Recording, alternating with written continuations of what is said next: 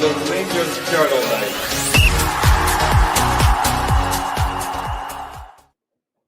Welcome back, everyone, to the Rangers Journal. My name is Billy Rankin. I'm joined by a great special guest, and I mean very special guest, returning to the show, Kevin Thomson. Kev, how are you this evening, mate? Yeah, all good, thanks, mate. Nice to see you again. Yeah, good to see you too. We should get you on every week, mate. I enjoy the things you've got to say. But this week we're actually going to focus a wee bit on yourself and your time at the academy, because you've been back. I'm going to say 6 months, but you've been back since January time.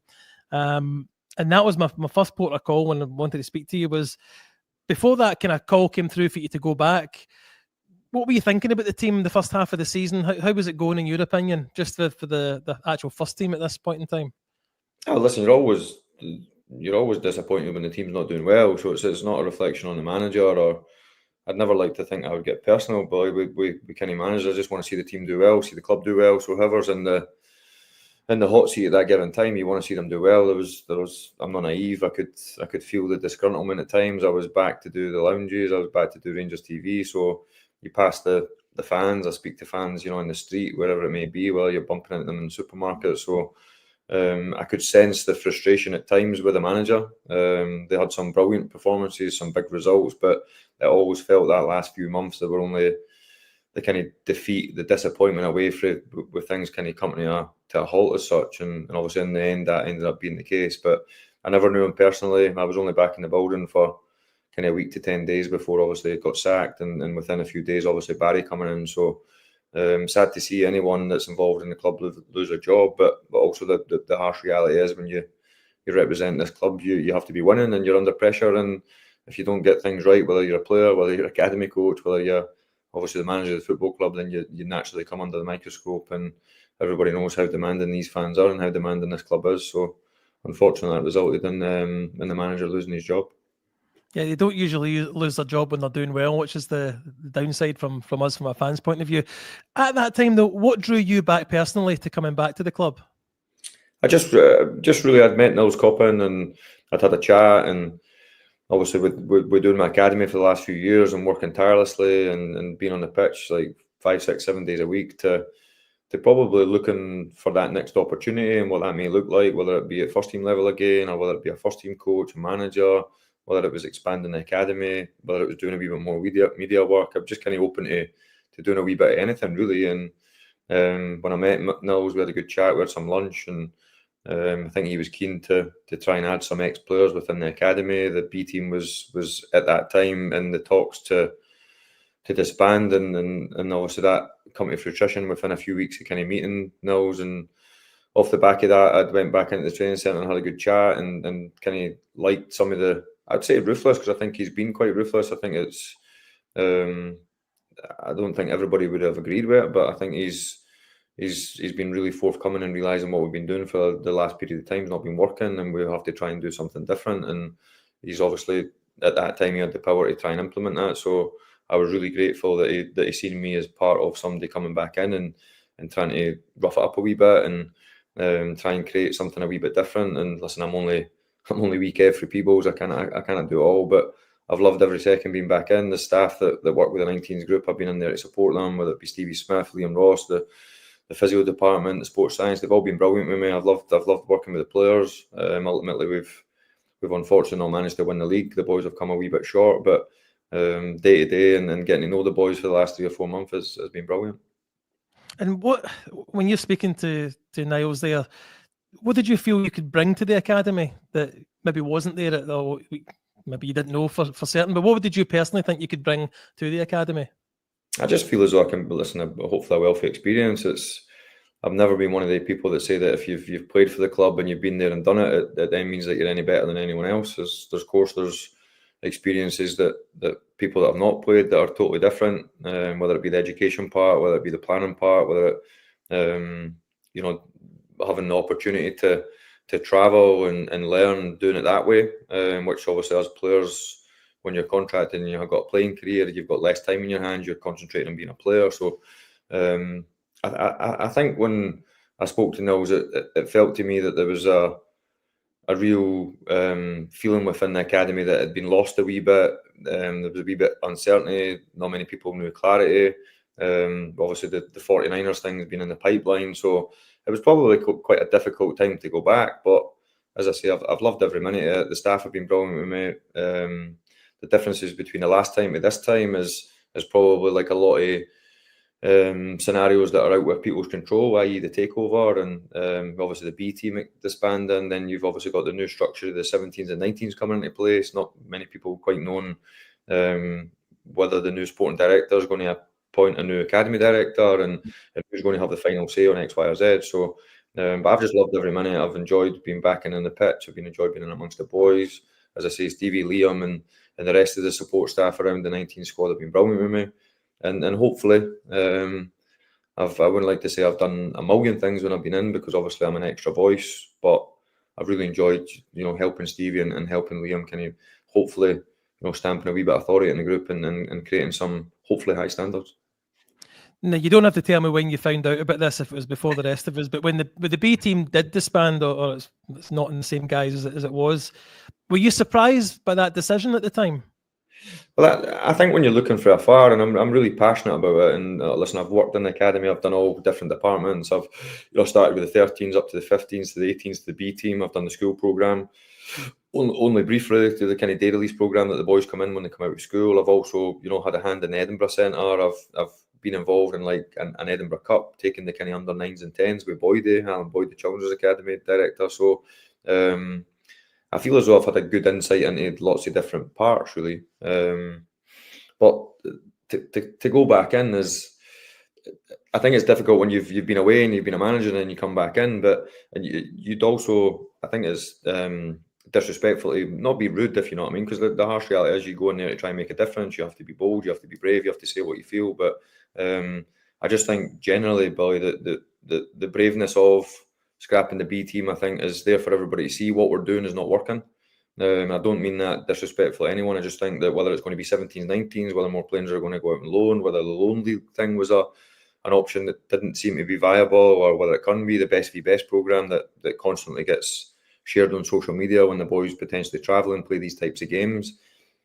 And I want to be really respectful to the players. Like, we've got good, talented players within it, but I do think that void from 16, 17 through to like 19, 20, I don't just mean at Rangers, I mean kind of domestically in Scottish football, we seem to struggle to give the boys the right challenge and that right day-to-day, what would you say, what would you be best way to describe it, that difficult environment that allows the individuals to struggle and make it really challenging for them to hopefully then prepare them best for first team football. And I think for whatever reason, and I've not got an answer, I've got lots of beliefs and lots of ideas, but I think until you put these in place and you're almost like you see it fail and you think, right, we're striving for something different. And I think that's the kind of case a wee bit at the moment, that we've tried different things, we've branded it different. I'm saying the powers above me, obviously.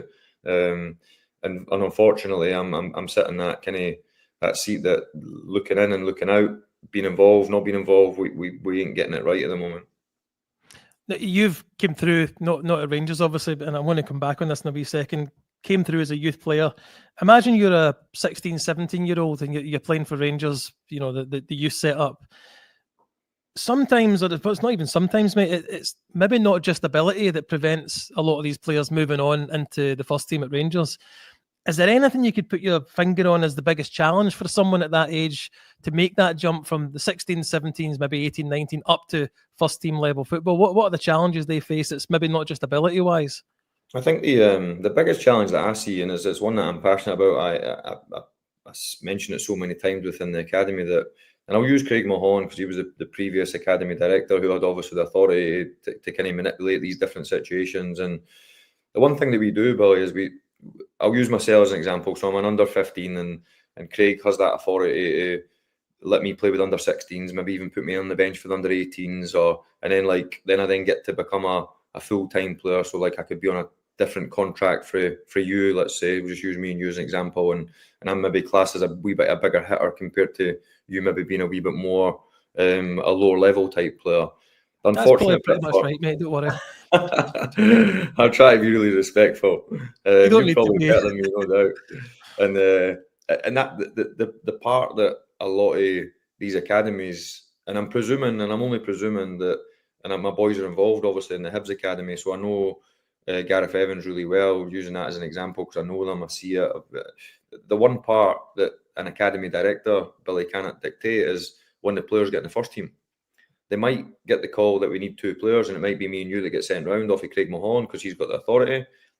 The coach might turn around that doesn't think that Billy and Tomo have been doing particularly well, and he would maybe vouch for somebody else to get that opportunity. Somebody might be doing well. The academy director might change his idea, and he might decide that it's Scotty that then gets that opportunity to go and train with the first team.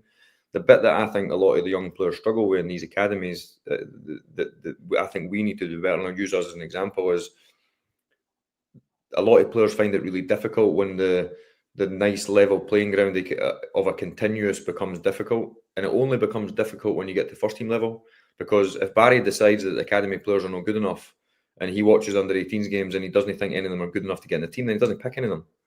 If he decides that they've got 17 players and he's quite happy to go with 17 players instead of giving the academy a shout and asking for one player to make up his 18 or his 18 to 20, whichever his numbers he wants to work with that day, he dictates that.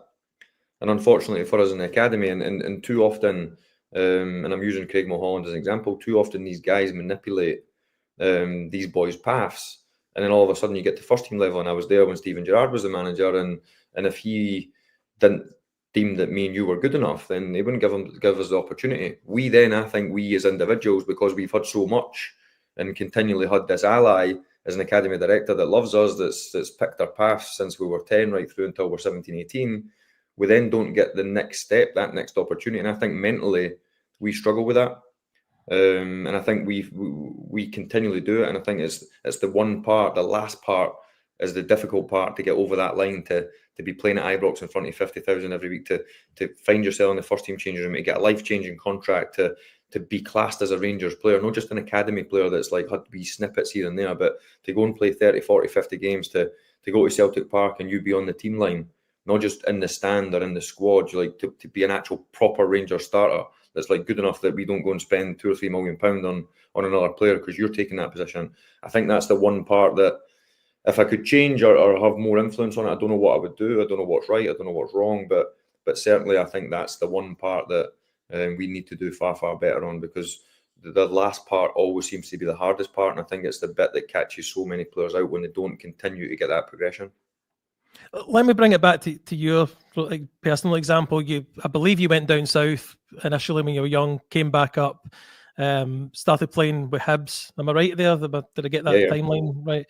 And you then worked your way into the Hibs first team, became the captain. Rangers signed you, and you played for Rangers as well as going back to down south again and back to Hibs. But put yourself back in that position. Instead of doing you tried down south, didn't work for you, came back to Hibs, worked your way through the youth ranks there. If you had been picked up by Rangers at 15 and you'd had that kind of level of, you weren't playing on the rugby fields type thing, you were playing on lovely, nice mowed grass every day, do you think you'd still have the same career path? Do you think you still would have broken through to the Rangers first team?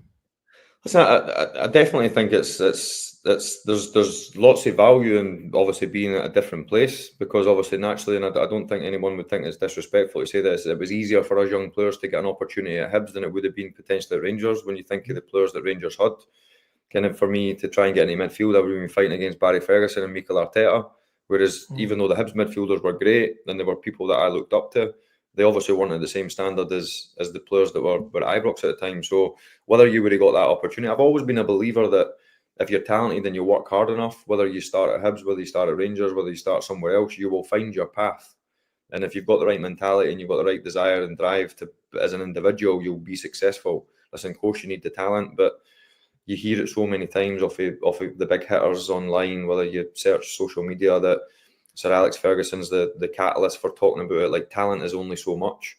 And I know it's a bit cliche, but the one thing that I would rather as talent is that work ethic and that desire and drive, because I think it sets you apart. Whether you're my boys who are 12 and 15, I think if you've got that relentless attitude, I think you're gifted with talent and you can maximise it. I don't think you can just go and buy talent. I don't think you can just wake up one morning and all of a sudden you've got the scope to be a really talented football player. I think you genetically, at times you get born with talent, and you can either maximise it because of your attitude and your work ethic. And I think that us players that broke through in that Hibs era, which kind of gets classed as the golden generation, I think we would all found our different paths.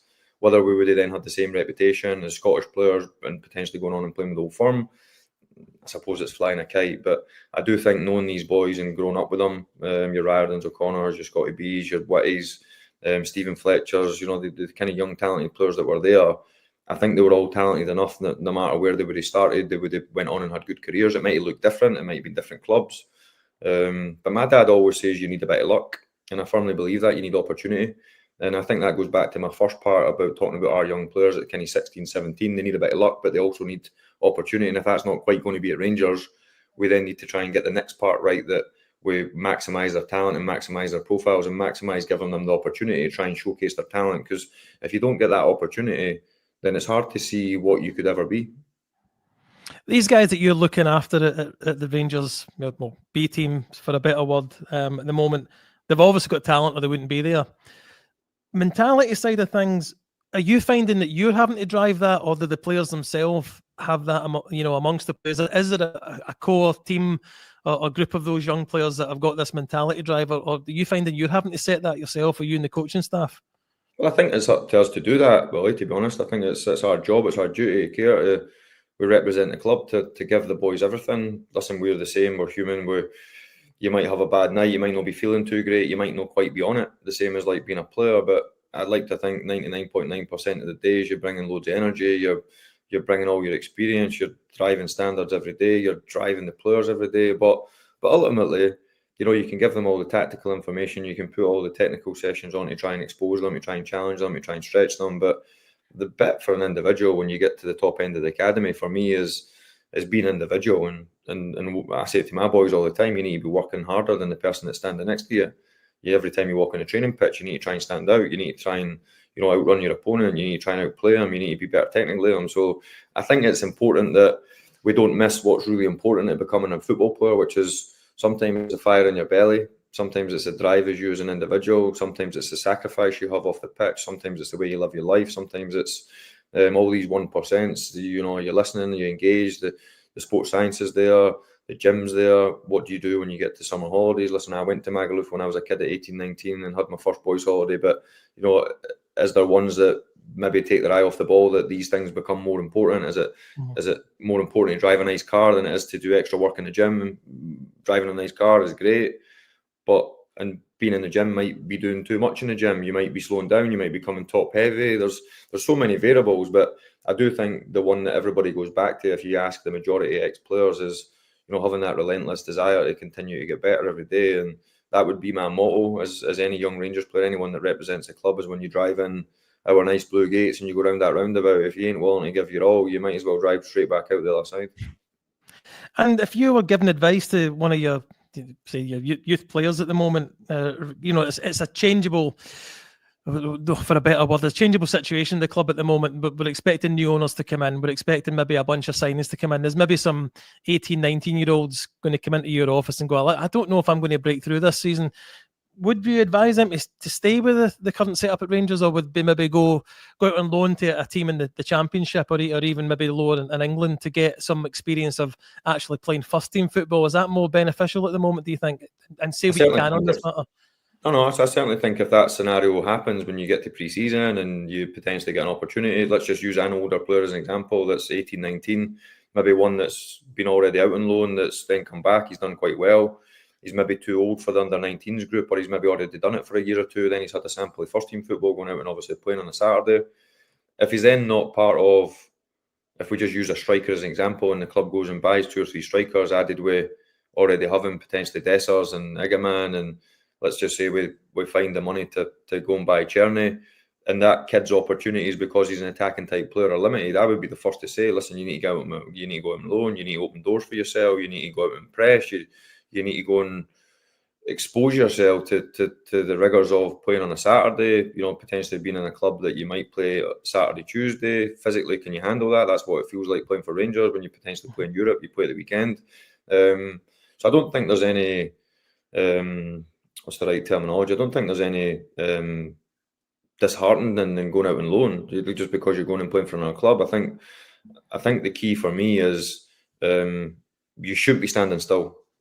And if you end up finding yourself where you're not quite playing any football and you're a young player and you're part of the squad, but you're never really involved, you're in the stand, if I was that individual, and listen, the club might turn around and say no, because of the Scottish players, the homegrown players, there might be a reason why they want to keep the player in the building, and that's obviously no my decision. But if I was that player and that was my son, I would be asking respectfully if I could go out on loan and go and play football, because I don't care what anyone says. If you're on 20 grand a week and you're sitting on the bench and you're part of the first team squad, that's totally different. But when you're a young player trying to find a way in the game, and you want to continue to develop, to continue to grow your profile, to hopefully go on and have a long career, I don't see any advantages sitting in the building until you're like 19, 20, 21 and not playing any football. Rangers fans certainly have kind of the same belief, I guess, but we value, you are a Scottish player, but you have been a Scotland player. But how much does the never mind the homegrown stuff and the quotas, but having a Scottish contingent or a core bunch of Scottish lads in the squad, is that important for the youth setup at the moment? And do you think it translates over to the first team as something that maybe that is what the club will be looking at going forward? I know some of the sections of the fans get a wee bit irate at we need a Rangers player or we need an ex-player. I think the most important thing is getting the right people. If you've been a player and you're the right person and the club feel as though you can bring the right stuff to the party and you can help develop the young players, or you can help be this or you can help be that, I think it's important. But I don't just buy into the fact that you need to have been an ex-Rangers player to get an opportunity to work for the club. I think you have to get the right players. You have to get the right people. And I'm not saying that's me by any stretch of imagination. Do you know what I mean? I'm grateful that I've been given that opportunity. I'd like to think I would never let the club down, but I'm also not naive to know that I should always be looking over my shoulder, that when better opportunities for other people come along and they might be far more suited or more qualified or better equipped to help the academy than me, then that's what I think the club represents, the best of the best. So as an individual, always look over my shoulder and never take my place at the club for granted. That's for sure. But I do think that there's an element of, we're quite a unique club. Scotland's quite a unique setup when it comes to football. There's no doubt that the big two are when you come second, you've kind of failed, and when you become first, you're the kind of the best. That's just the way it is. And nobody, whatever side of the city you represent, will accept being second. It's just the way it is. So I think it's quite a unique environment. I do think that then tailors in with the fact that you need enough people across the board, i.e. from top to bottom, setting the type of standards and creating the type of edges and striving for that. I just think there's certain people that have got certain mentalities, then they're slightly different from others. And there's other people that have not got that, but they could be brilliant at their job. I think you need a real good contrast to both. And there's no doubt the business side of the club's changed commercially. As we're talking, like the 49ers look like the takeover is going to be coming in. It's quite exciting. It could be exciting. I'm delighted for Barry and obviously his staff to get the opportunity. Obviously a good result today. I know there's been highs, I know there's been lows, but not just because he's a friend of mine. I'm delighted to see him get that opportunity. I think he's carried himself really well. I think he spoke really well. And there's no doubt that he brings a wee bit of an edge to the building. You know, your Griggses, your Billies, your Neil McCanns. I think people know who they are. People can relate to them.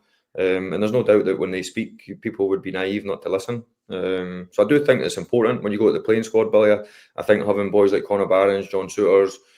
Listen, I know James Tavernier always splits opinion, but I think he's been a wonderful captain for the club. I think his goal scoring record's unbelievable. But I know some fans will be disappointed in him. He's not won enough trophies. He's done this. I totally understand all the arguments, but I think as an individual and as an ex-player, when you look at his record, I think when we were at the Player of the Year Awards just a couple of weeks ago, 500 appearances for the club, and there's no doubt that I think it's got a wee bit unfair to label some of the lows just at James Tavernier, and that's just my personal opinion. But I also understand that winning is really important. But I think it goes back to, for me, Billy, just having the right people and what they look like. I think they need to understand the club, they need to understand the leagues, they need to understand the mentality of the place, they have to understand the expectations of you guys, because I think it's really important. I think if you can present yourself well and you carry yourself well, I think a lot of people speak about what represents the club. I think respect and humility and a bit of class represents the club, because that's what I knew. That's what I knew off of Walter Smith. That's how I always try and represent the club. I understand there's minorities at different things. I totally get that. I'm not naive. I'm not stupid. I'm long enough in the tooth, but that's how I see the club, and hopefully moving forward, there's a nice balance between a bit of both, because I think that can certainly stand the club in good stead. As regards to a playing philosophy, I remember Mark Warburton wanted all the first team all the way down to the youngest players playing the same kind of system. And then I believe Stephen Gerrard had a similar thing. You might be able to tell me if that's wrong or not. But is that the current setup where the playing style of the first team gets translated down the tiers? Well, it used to be. So the previous time I was in there, for the development team, which was Graham Morty's team and Peter Lovencrans, to obviously me and Davey when I was finishing up. Obviously, Peter and Morts moved on, and me, Brian Gilmore, become obviously part of the B team. So that was the kind of tail end, and then we went through COVID. It was a difficult part of that probably last year, but prior to that, when it was working normally, it was the development team, the 18s would play the same all the way down to like the under 10s, 11s, and there was a consistency 4-3-3, played with high and wide wingers. But when Stephen come in and started to get some success, and obviously 55 come along, when I moved to the B team under Kenny Stephen, kind of pushing my name as such, and me and Brian obviously took over that. When Graham Morty moved on, obviously Peter Lovencrans moved on. The B team started to play more like the first team, so we obviously went to the inverted 10s, as you'll know how Rangers used to play with Alfredo Morelos or Ryan Kent, kind of Joe Aribo or whatever, jumping up a line. So we tried to train how the first team played, and then obviously play how the first team played, because we had lots of first team players that used to play in the B team games, and I really enjoyed it. I'd done a lot of obviously 55 for Rangers TV, so I had a good insight. I got all the first team kind of training stuff, all the meetings, all the kind of presentations, etc. And I had Mick and Kenny Stephen at the end of the phone or at the end of the corridor to always ask for advice. It's changed slightly since I went back in. The kind of 16s and down now play in their own way, which is flexible at times, and Stevie Smith and Liam with the 19s are really flexible. They can go for kind of like 4-2-3-1, 3-5-2 to kind of 4-4-2 diamond, kind of off the back of opposition, or kind of in game changing. I think that's good in the respect of allowing the young players to.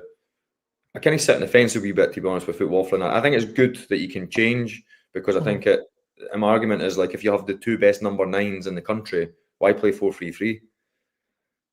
Just play 4-4-2 or 3-5-2, sorry, and play the two of them up front. Do you know what I mean? Like, why go to 4-3-3 and ask one of your best 9s to play off a side or at a 10? Or, do you know what I mean? So I think it's a kind of can of worms for me, but I do think allowing the young players to adapt, because they potentially go out on loan, different managers, different philosophies, different ideas.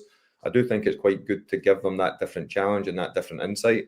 But then the flip of me is, do you want to play the same way as the manager? Because the last thing you want is the young players not having an insight when they then go and play with the first team. The problem is you need consistency at first team level. Obviously, you need the manager to be there for some sort of longevity or some sort of time, because you cannot sack one manager and a new manager comes in, it's totally different, and you continue changing the kind of style of what the young players are doing. So they do need consistency, but I do think there's a kind of worms argument to give the young players a wee bit of everything, and it'll hopefully stand them in good stead without making it too complicated, without changing it too often. But I do think when you get to 17, 18 at Rangers, we should have done enough within the academy for the journey that these boys have been on, that they can flip playing 4-4-2 to playing 3-5-2, and a right back can understand what a right wing back's meant to do, or, you know, 2 9s can understand a 9 and a 10, or if we flip to 4-3-3 and your kind of 10 has to go slightly out wide, and then all of a sudden you've got a kind of right winger and a left winger. I think we should be good enough internally to drip feed enough tactical knowledge to the young players that when they get to 17, 18, they can understand different roles within the team. And I was going to say, do you think that's what Nils Koppen is kind of bringing in now, that we could, change? I'm not saying we're going to change manager, but we could change the manager and have that kind of. It doesn't, the youngsters have basically sat their apprenticeships when they've been with people like yourself. They've learned all these different styles, and then when a new manager comes in, they're a lot more, pliable, or are able to drop into different formations. Yeah, I think so. I think like when I first spoke to Nils, I had said about obviously how the team looked, what the talent was like within the squad, who were the big hitters, who were the ones that they thought had a good opportunity. You're inquisitive, I suppose, when you're getting excited to kind of see what talent's in the building. And they said that the group doesn't overly have high and wide wingers, so like without naming kind of the boys as such, but probably one or two can play wide, and potentially the other ones prefer to kind of play as like inside tens, or a wee bit more in the pitch, a wee bit more narrow. The kind of old-fashioned wide player that kind of dribbles and takes people's on. We've kind of got one or two, but when I was there previous, a lot of the teams had the traditional high and wide wingers that were quite powerful, quite fast, quite happy to go on the outside. Whereas the dynamics of, I suppose, the recruitment or just the personnel, I don't know if it's specifically been recruited, but the dynamics of the group are a wee bit different. So we'd never play a kind of 4-4-2 diamond when I was at the academy, but personnel-wise, what we've got in the current 19s group, the players are more than equipped to be able to do that because of the profile of the player. So I think it's quite good for Stevie having that flexibility, that what he sees, and whether you end up with a left-sided player that's a left-back that's maybe not quite going to be, a left-sided centre-back that's maybe not quite going to be big enough to be a centre-back, and you can play him as a 3.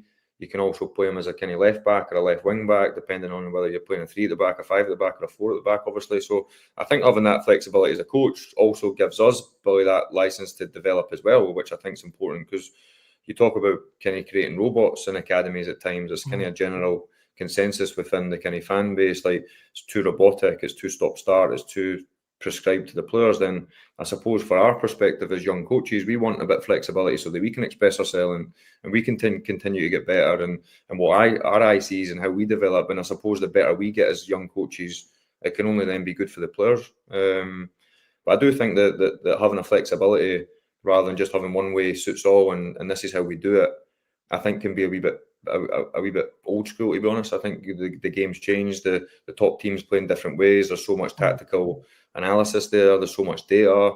So I think it would be naive for us not to try and give the players, or drip feed the players, because I hate too much information, but certainly give them as much as we can to try and, as you mentioned, when they do get that call, whoever the manager may be, I think it's really important as well, without waffling on too long, that our young players watch the first team.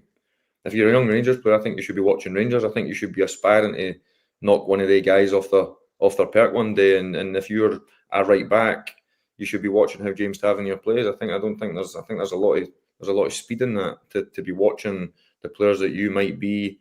I see a lot of young players like Kerr Robertson talking about like a Steve Davis, and watching them, love watching them. Obviously a good friend of mine, top player. Why would you not want to watch the first team players and learn off them?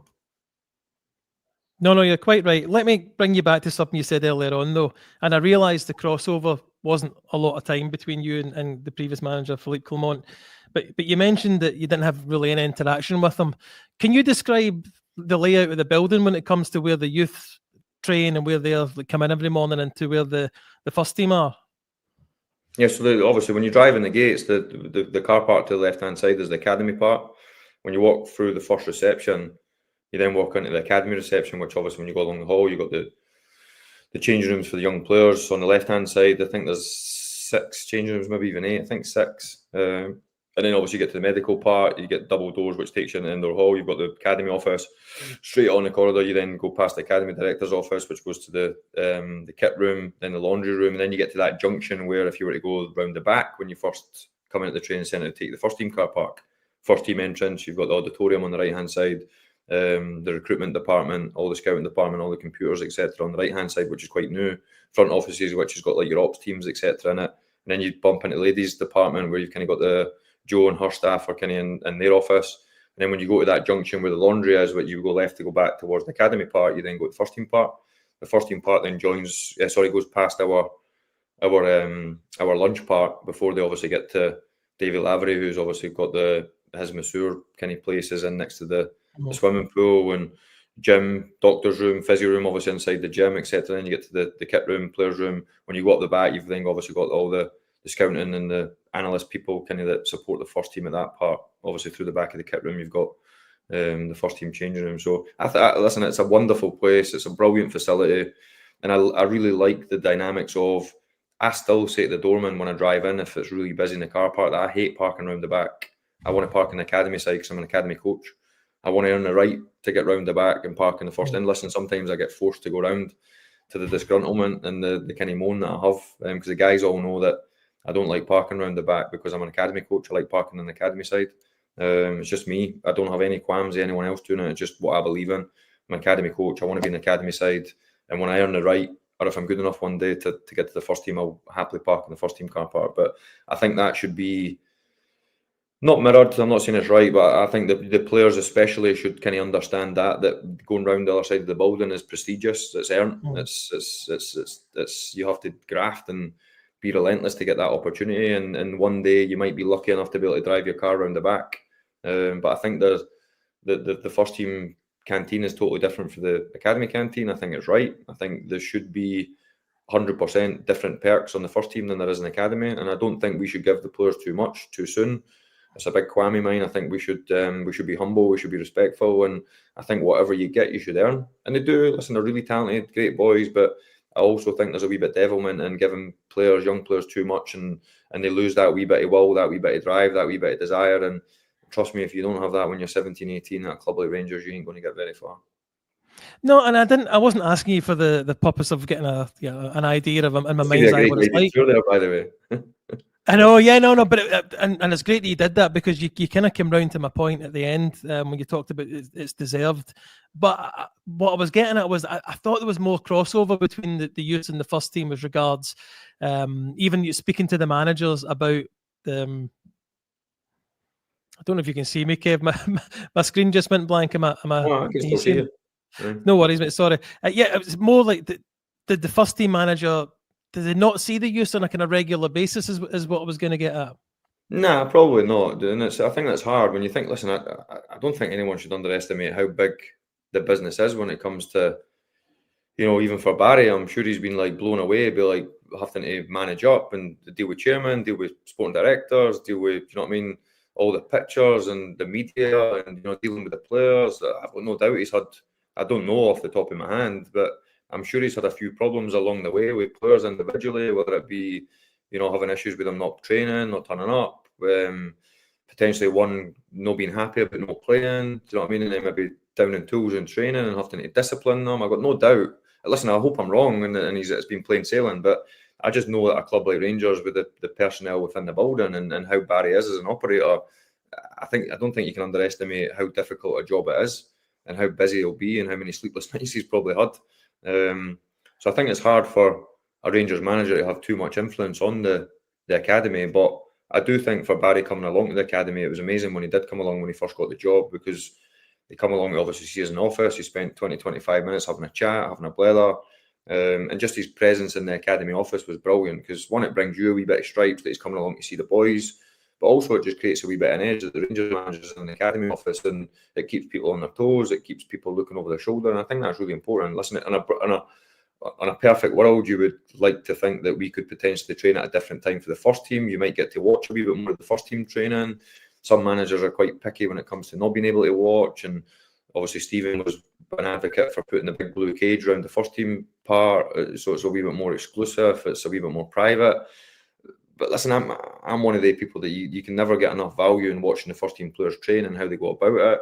And then for us as young staff, like watching the first team guys operate on the pitch and how they manage the players, what type of tempo there is in training. I think, listen, we're one club, aren't we? We should, on a perfect world, I think you should get an insight into about everything. And if we've got first team players playing at the top of their game that our young kids are aspiring to be, us young staff or any staff are aspiring, I'm saying young, I don't mean that generically, I just mean any staff that's on a coaching journey that wants to get better. Why would you not want to watch the first team and see how they go about their business?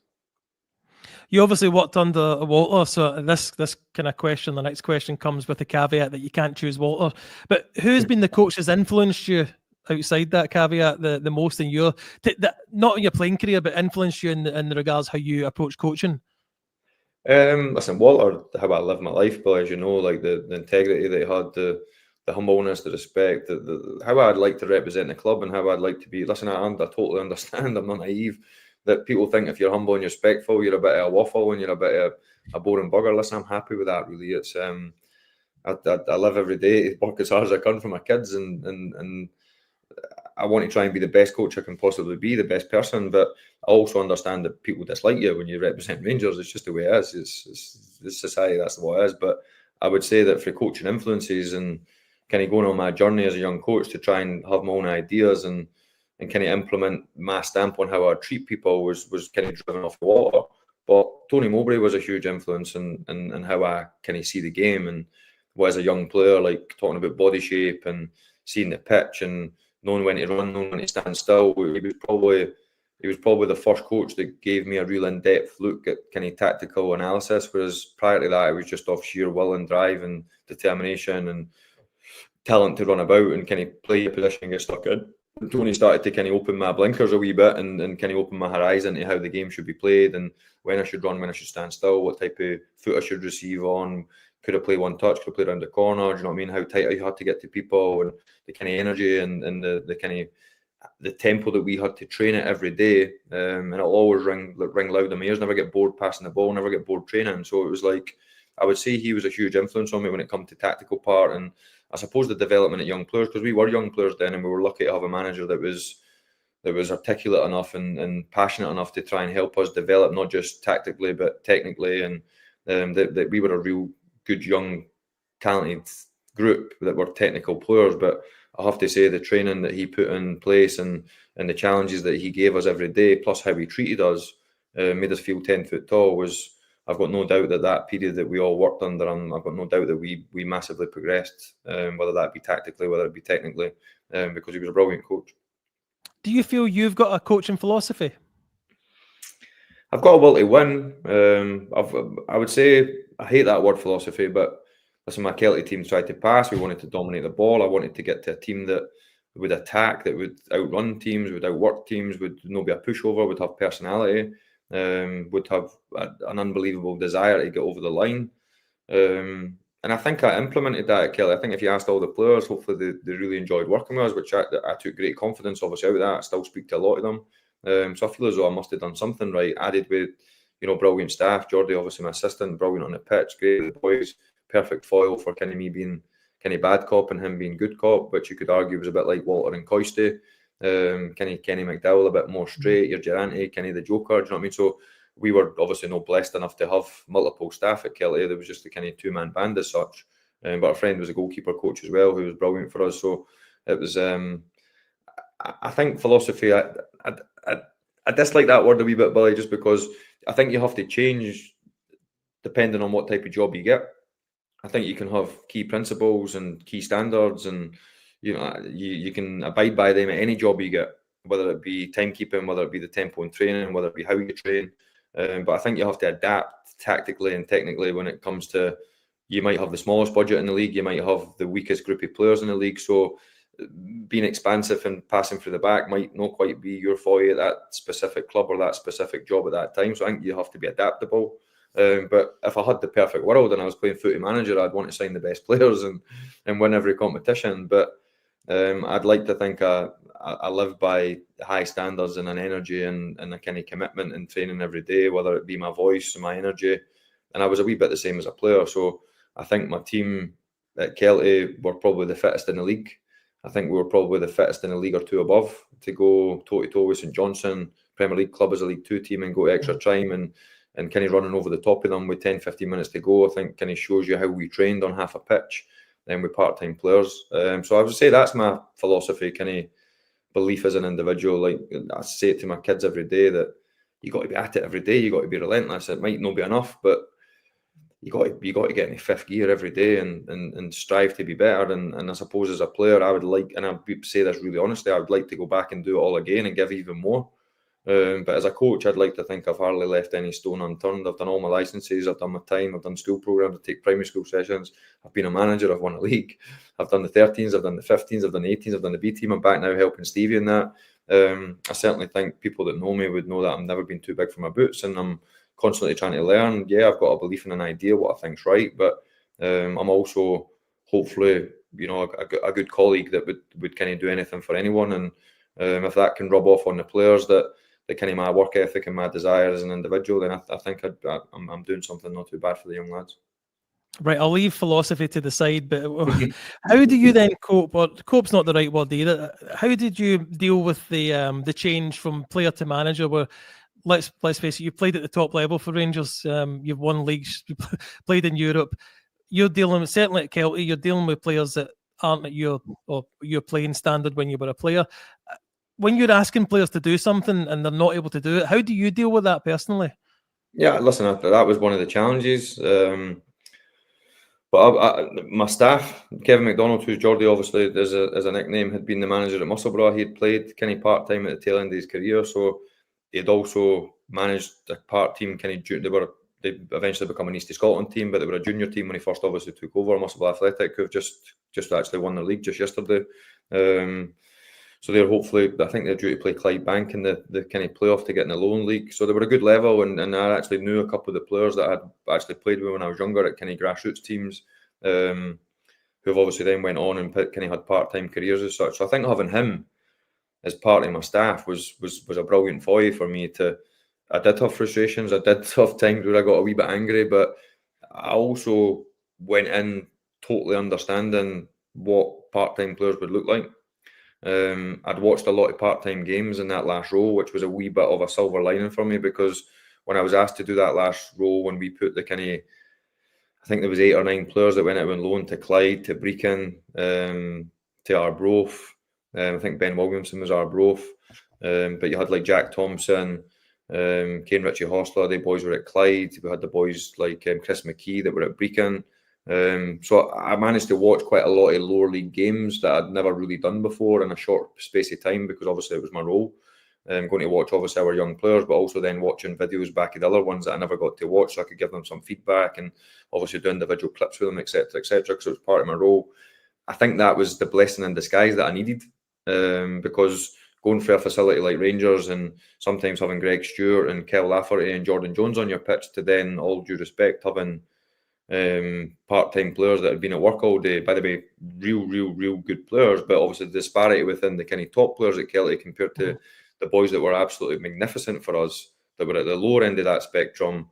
There is a big difference in technical ability and obviously quality player when you think of Greg Stewart, do you know what I mean, playing for Rangers and, you know, still playing at a good level, obviously abroad at the moment and winning trophies. So I think having Geordie as that kind of stopgap and that sounding mechanism to not vent too much frustration, because I have to say I loved the players to bits. They were brilliant. Genuinely, it was one of the best seasons I've ever had in football. You know, watching these boys train every Tuesday, Thursday, they gave me absolutely everything. And building your own team, there's an unbelievable amount of like thrill in building your own team and testing yourself against other managers and kind of your name being on the tin. It's quite exciting as an individual to have that prestige, that what you say, what you pick, what team you pick, carrying that pressure.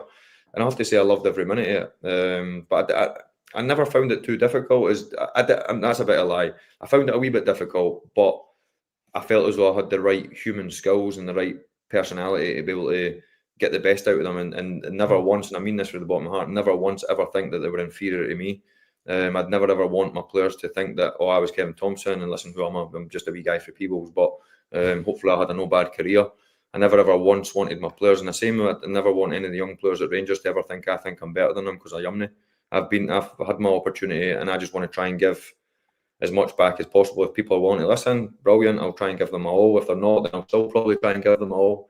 But I have to say, the boys at Kelty, that kind of 10 months that we were in charge, for the highs of, you know, not losing a game at home, the prestige.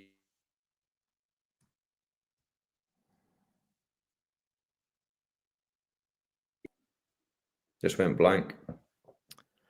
I can hear you again, mate. Are you back? I'm back, I just went blank there just that last wee bit. Sorry, mate. Well, do you want to? I've already kept you for 50 minutes anyway, Kevin. And again, I've got loads of questions that I'm not even going to get to. But one thing I did want to get to is to kind of reflect. You say you've been back at Rangers since January. I want you to reflect on this time there. Is there a player at the academy just now that we're not talking about that we should be? I think it's brilliant that a couple of the boys have had opportunities. Obviously, Big Ryder Maguire, who his dad obviously played, had a good career. Obviously, a young goalkeeper was obviously travelled to Spain with the first team. I think he sat on the bench in Spain and potentially not at Ibrox, or one or the other. But obviously been involved in a couple of match day squads. Aidan McCallion's another one. Obviously sat on the bench. I'm sure he did sit on the bench over at Spain. So, listen, I would hate to put too much pressure on any kid. obviously the young group. Normally you would have potentially 2 or 3 then potentially playing in the B team, which was obviously Davy and Malky's team at the time. That's obviously that next step is basically the first team. So like Aidan McCallion's still 16. He doesn't turn 17 until June.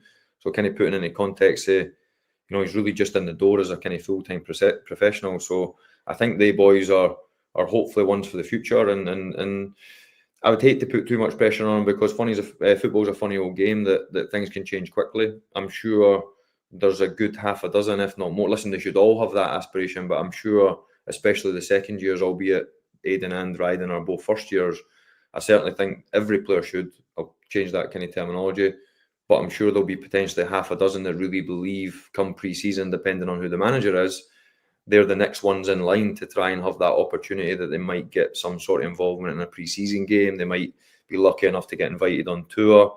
They might be lucky enough to maybe get some opportunities to do some of the pre-season with the first team if they're based over here.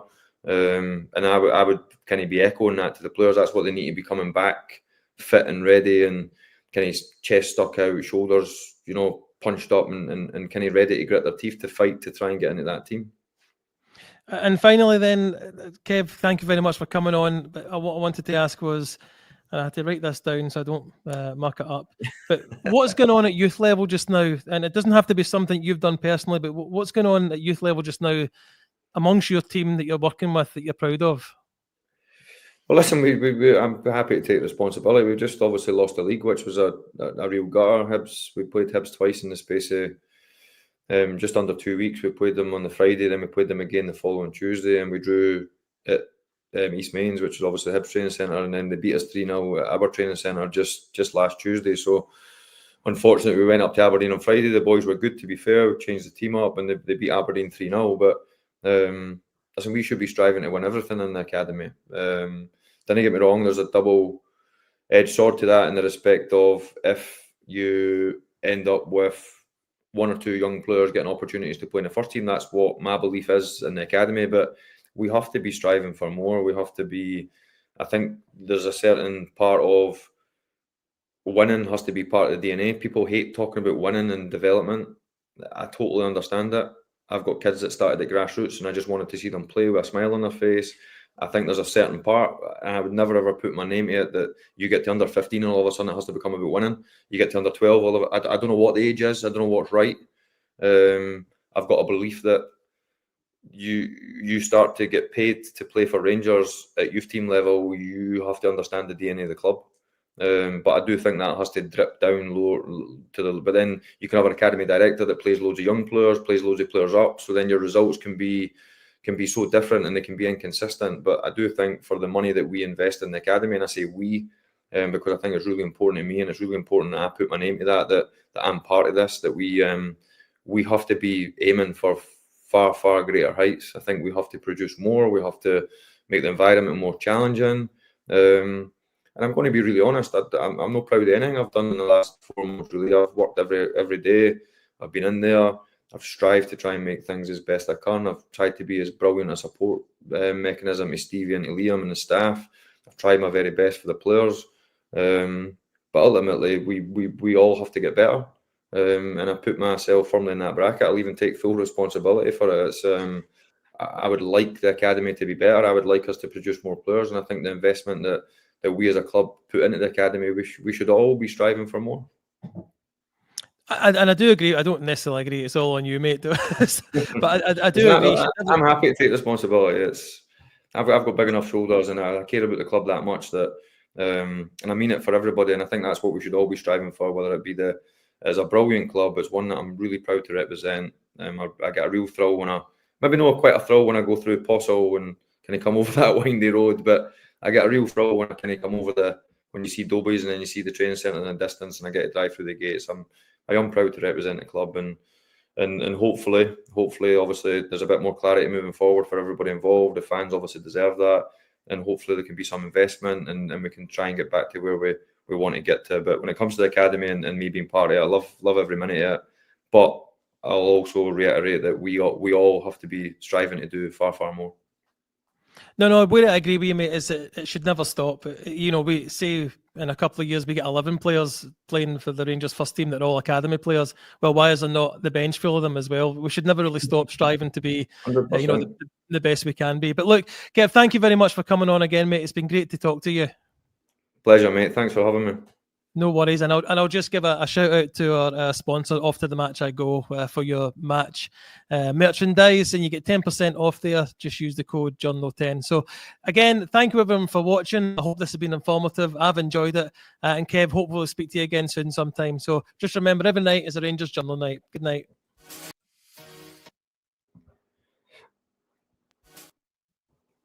Perfect, mate.